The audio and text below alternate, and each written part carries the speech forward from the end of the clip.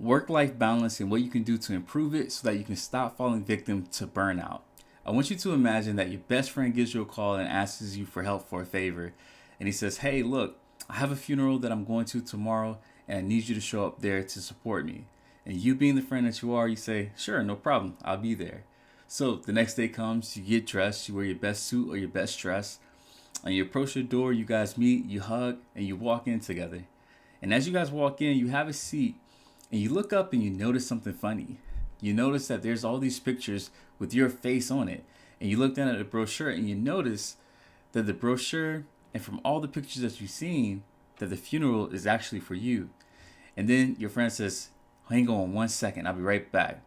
And you see him walk to the front, get on the stage, and then gives a eulogy about who you are and who you were.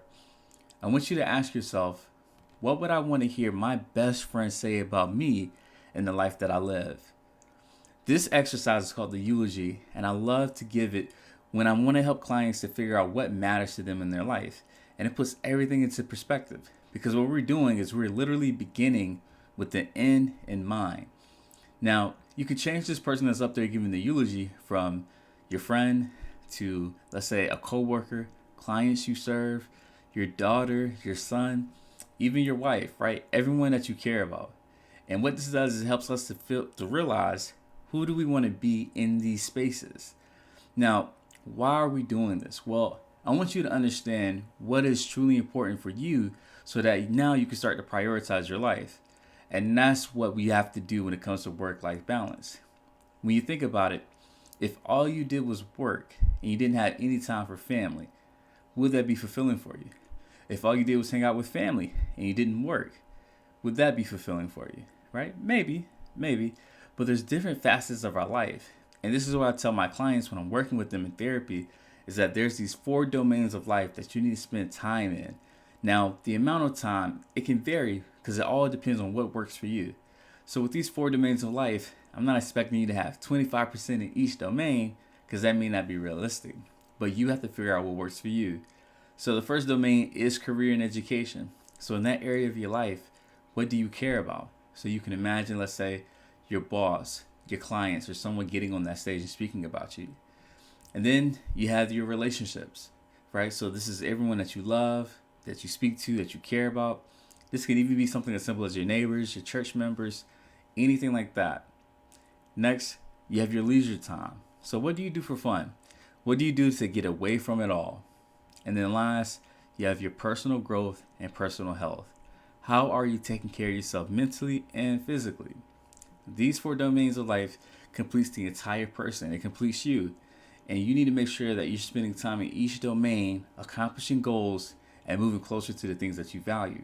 Because when you do this, you actually find the energy that you need to pour into your work and also in other areas of your life, like family and so on and so forth. This is very, very important, guys. There's also been a study that about 80% of all doctor's visits are stress related. Think about that.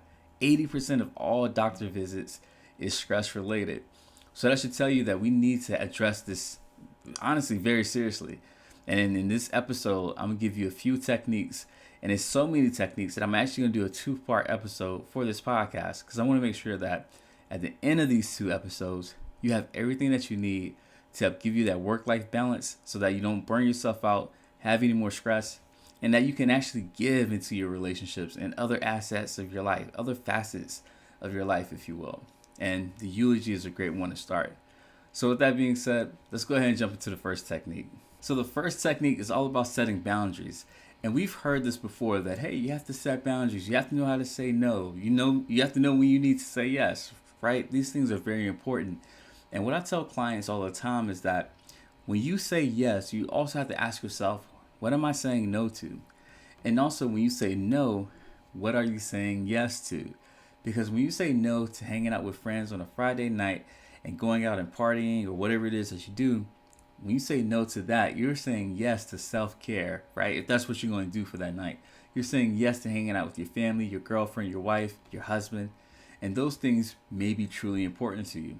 So it's not all bad. And also, if you have the right people in your corner, they will respect your boundaries. But also, the boundaries are not for them to respect. It's for you to implement. And when I say implement, I also mean implement it within yourself. So know that when you say no, it means no for you. It's not about them, okay? Because we can't control people. And that's another thing that helps with stress. Being able to identify what you can control and let it go of everything else that we can't control.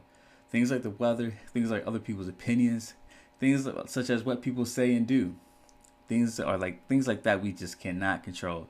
And we can give ourselves a lot of grace and take off a lot of pressure when we look at things from that perspective. So identify your no's. When it comes to work, identify what is a good stop time, what is a good start time. And during work, am I able to say no to my coworkers and to tasks that may be outside of my duties, so that way I can stay focused on the duties that gives me life, but also are obviously priorities for my job description. Because here's the thing, when you work in a system of people like I did when I worked at a high school, you may find yourself being asked to do several different things that may be outside of your scope. And if that's the case, the first thing I want you to do is to find it within yourself to tell that person, thanks for asking, but I can't do this, right? Tell them no. And then if you want to, right? So here's the thing. Let me actually finish this thought. So one, you can say no. And when you do it, say it sincerely. And once you say it sincerely, something that you can do is you can actually check up on them and see if they got that thing solved, as a way to show that you had no hard feelings to begin with, and you actually do care about them getting this problem solved. So again, say no, so be straightforward. Then you want to be sincere, and then you want to check back in on them. Be social with them, talk to them, let them know like, hey, how did that thing go? Were you able to connect with Susie or Beth or Anthony to help you with that project that you asked me about? These things help people to know that your no's are nothing personal. Now, if you have to say yes, there's 3 things that you can do, and it's one strategy, right? There's one strategy, but there's 3 things you can do under that strategy. So if you're forced to say yes, one thing you can do is you can renegotiate the terms. So that's going to be the overarching strategy. Now, under that strategy, the way you can do that is you can renegotiate the time that it's done. So someone may say, hey, by this week, can you complete this report? And with you having all the things that you need to do, you may tell them, yes, however, I'm going to have to get it to you in 2 weeks. Would that suffice? Right? That's a great way to change the dynamic, change the terms of what's being asked of you. The second thing that you can do is you can renegotiate the scope. So they may say, hey, can you do this report for me? And to do this report or this project, there may be 10 different things that you have to do. And if you can't do them all, again, you can say yes. And also, out of these 10 things, I can only do 7 of them. Can you get someone else to find the other 3 or to do the other 3? That would be very helpful for you and for them, because we're all accomplishing the goal, but it's not pulling on much of your, let's say, resources and time, if you will. And then the third thing that you can do is you can ask for more resources. So depending on where you work, you may have the ability to get outside resources, or maybe pull a secretary that's in a whole different department to help you out. These are things that can help take the pressure off you so that you can still have that balance to do your work and also do maybe some other work that you've been asked that may not be right up your alley, if you will. So setting these boundaries are great. And again, they are for you. We're going to ask people to respect them, but at the end of the day, it is for you and only you. So make sure that you're staying confident in that, and you're letting people know that, hey, I really do want to see you win, succeed. This isn't anything personal. And you can do that by simply being sincere and then checking back in on them. The second thing that you can do is that you can actually, the second group of techniques, it comes from time management. And this is the bulk of it, right? When you can manage your time, it actually gives you so much freedom to put time into other aspects of areas that can actually give you more time. And to speak to this, I want you to Google this, and then I want you to go to images and save it. So I want you to Google the Eisenhower matrix, okay? The Eisenhower matrix. So stop what you're doing. If you're driving, you need to make this mental note, because I don't want you to stop and try to do that, right? But if you're just walking, stop and do this. The Eisenhower matrix. It shows the things that are important versus the things that are urgent. If you have something that's urgent and important, what you need to do is put that in category 1. If you have something that is urgent, but it's not important, right? That'll go in category 3. And if you have something that's not urgent and not important, you put that in category 4.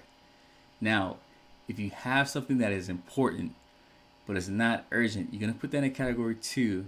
And category 2 is where the successful, proactive people that are just beasts when it comes to time management, that's where they spend most of their time.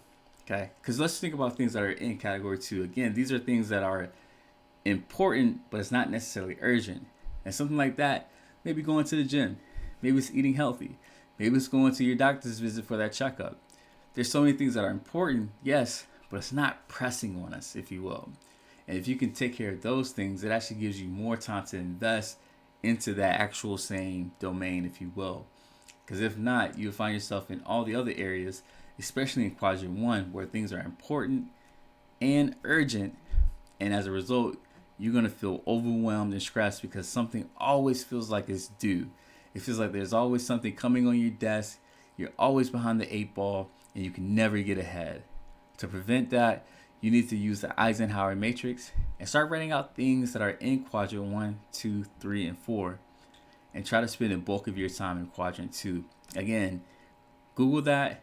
Once you find the images, save that image into your phone. All right. The next one that I absolutely love is time boxing. And I do this every single day. So time boxing is simple. What you do is you're going to write down all the things that you have to do for that day. So just write down all your goals or priorities and things like that. After you do that, I then want you to prioritize these goals. So for me, I had doing this podcast as number 1. I had doing my emails as number 2. And then I have a self-sabotage webinar that I need to put together. That's number 3. I prioritize those. And then once I have that, then I schedule them on my daily calendar. Okay, so it's a 3-step process that you're going to do. First, you're going to do a brain dump and write down everything that you need to do, everything that's on your mind on that page. Then you're going to prioritize what's important on that page. And then after that, you're then going to put them in certain time slots. Do that and follow that, and it ensures that your day is going to go exactly how you need it. All right. So start using a daily time box. And the previous technique, the Eisenhower matrix, will definitely help and almost like turbocharge your daily time boxing exercise. Now, number 3, this one is great, especially if you have ADHD. And it's called the Pomodoro effect. Okay, the Pomodoro effect. And if you want to, you can go to your app store. And if you just Google Pomodoro effect or the Pomodoro timer, you should have an app that comes up, and you can use that app to help you with this technique. So what this technique does is it tells you that for 25 minutes, you're going to set a timer and you're going to work during those 25 minutes. And I will even challenge you to put your phone in a totally different area so that way we know that you're going to stay focused. And what's going to happen is after 25 minutes, the timer's going to go off and you're going to take a break. During that 5-minute break, do what you want, right? Pull out your phone, take a step outside, which is something that I highly recommend. Get a drink of water, stretch, all those things. And then once the 5 minutes are up, you're going to go back to studying, back to working, back to doing whatever it is that you were doing for, again, another 25 minutes. And then after 5 minutes have gone up, after that 25 minutes are up, you're going to take another 5-minute break. And then you're going to come back, you're going to start working again. But the thing is, you're going to increase the time that you're working. So we went for 25 minutes. You may tell yourself this time, let's go for 30. Let's go for 40, right? You get the hint. You get the picture. And then you can also increase, if you need to, the amount of time that you're taking as a break. What we want to do is we want to get into the flow. Because here's the thing. Us as humans, we need to have our minds reset, take a break, so that when we come back to the exercises that we need to do, we have the most brain power. Because if not, you're going to go into that 5th hour, 6th hour of work, and you're going to have a dull edge. You're going to have a dull knife.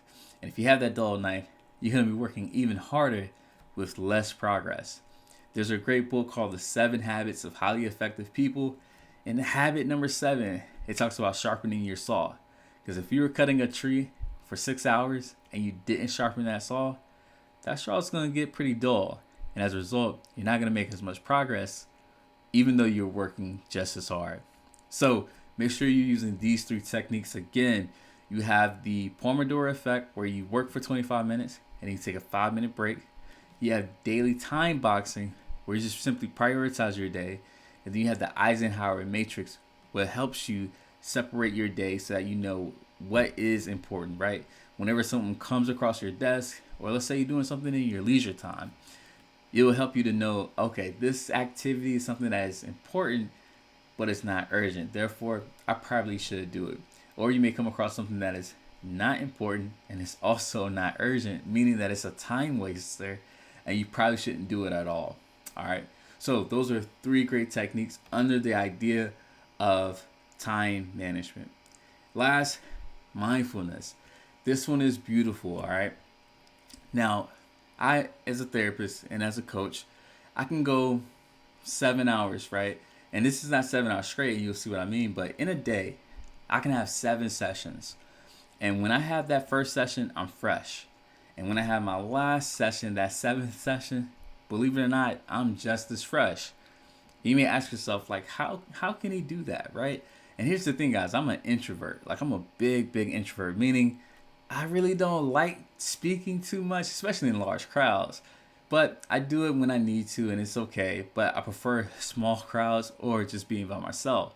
So to speak to 7 people for an hour each, so that's 7 hours worth of speaking, you gotta ask yourself, how can someone like that maintain that level of energy? And it's through mindfulness. So after every session, what I do is I step outside and I go to the lake and I simply breathe, right? I breathe, I may listen to music, I may just simply gaze at the lake, something green like the trees or the grass. These things gives me the energy so that I can go back for that next hour like lock and loaded, like I'm at like level 10, if you will, while I'm doing that. And that really helps me. So what I want you guys to do is during the day, before you transition to the next exercise, the next project that you're working on, I would challenge you to take a moment and practice mindfulness. And I'm going to give you a technique. Even before your day starts, before you walk into the office, before you open your laptop, I want you to practice some type of mindfulness as a way to set your day up. You can do that not only in the beginning of your day, but also at the end when you're pulling into the house and you're in your car.